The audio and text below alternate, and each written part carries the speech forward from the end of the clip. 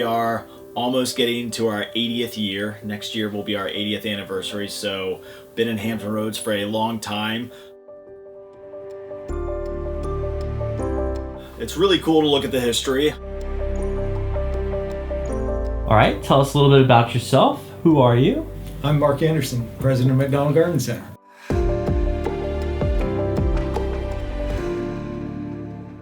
Well, my dad bought the company from a set of Canadian brothers in 1973. Its origins go back to 1945.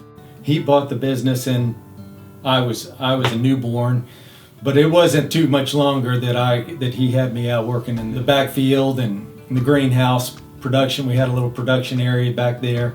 I remember the gal, Kathy back there, she would lift me up on the potting table and I would put together hanging baskets along with my sister, and we go in the back and tag plants and sweep the floors.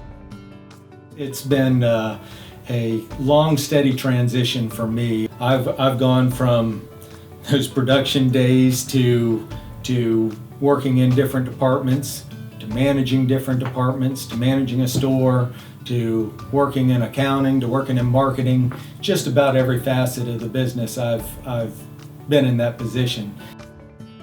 I guess it was 2012 we finally transitioned me to president, and my dad started backing away slowly. It was, I guess, from 2012 to 17 he was still really involved in the business, and then now he's backed off quite a bit and is enjoying a little bit of retirement, but he still loves to come around in the garden center and talk to people and be involved. In 1981, they were looking for a spot over here and found this spot on Independence Boulevard. So this was a horse riding farm that the Creekmores owned. I think there's quite a few stories about the parties and events that they used to have here, but it was well-known riding stable. This whole area is farming and horse riding area back in its roots. So 81 we purchased the land, and actually then we were only using half of the property we're using today. We didn't own all of what makes it up today. So it was a gravel parking lot. This house, the cashier seed bin building existed, and the barn and the stables. And then it wasn't until 1999 that we built what we refer to as a glass pavilion, the big open top greenhouse.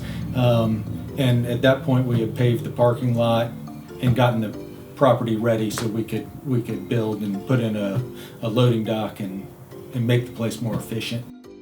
So we're here at the Independence location, which has seen many, many changes over the numerous decades that it's been in existence. A lot of cool history here, so I kind of want to show you around. This is the gazebo that we built. Spent a lot of time and energy building this gazebo way back in the day before my time. But it's kind of become a little bit of a symbol here of the Independence location. The front entrance is by the gazebo, the pergola. Now, when I was younger, Mike, what I would always love to come and go to over here was the pond. Yeah, you can see it doesn't exist anymore, unfortunately. But this was a huge pool that was converted into a pond, and we sold tons of fish supplies and different things out here. It was really interesting.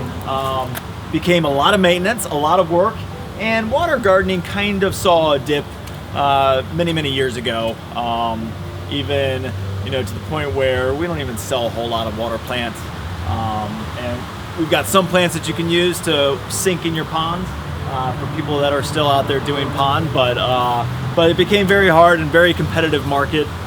So we filled it in, and now it's kind of our lifestyle / statuary fountain area. So still kind of a work of art in my eyes. This is the original house that sat here. It's a really cool kind of story to it, but it was actually moved here. I think it was a church at one time, but this is where the landowner lived when he had his horse farm.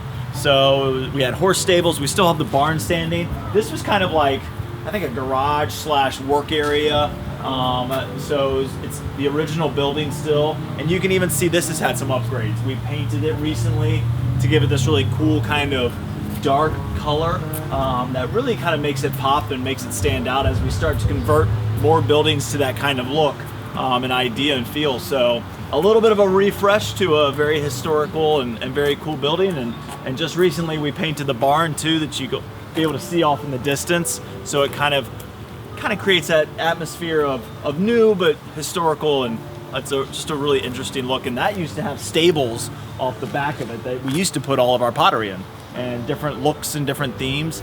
And if you turn back around here again, you can see the house has a sunroom that we built onto it. The sunroom used to be the only place we had houseplants. And now, of course, if you've ever visited our Independence location, our houseplant selection is gigantic. I mean, it's probably the biggest.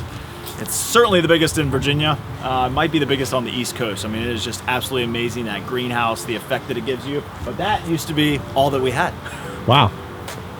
So you can see behind me these huge towering bald cypress. These were actually planted by Eddie Anderson when he purchased this property. What's really cool about this property is it kind of meanders through a lot of the natural historical parts of this with huge old established trees. But these he planted specifically to protect the trees and the buildings and the infrastructure here at the garden center to really act as lightning poles. So one of them actually had to be taken down a couple years because it got struck by lightning a few times. These bald cypress are doing their job, and they're a cool part of the garden center, along with some of the crepe myrtles that we've planted over the years, the Japanese maples, some of the trees in the parking lot. It's just a really nice atmosphere because it's not just kind of a boring, straight cookie cutter plan. It's got a really unique layout that works around nature and the historical part of the store. It's probably been the main store for McDonald Garden Center for quite some time. I've always thought the Independence location was very original in all the garden centers across the country. You look at the beautiful trees that are on the property and the park-like layout. It's just a neat place to walk around and enjoy.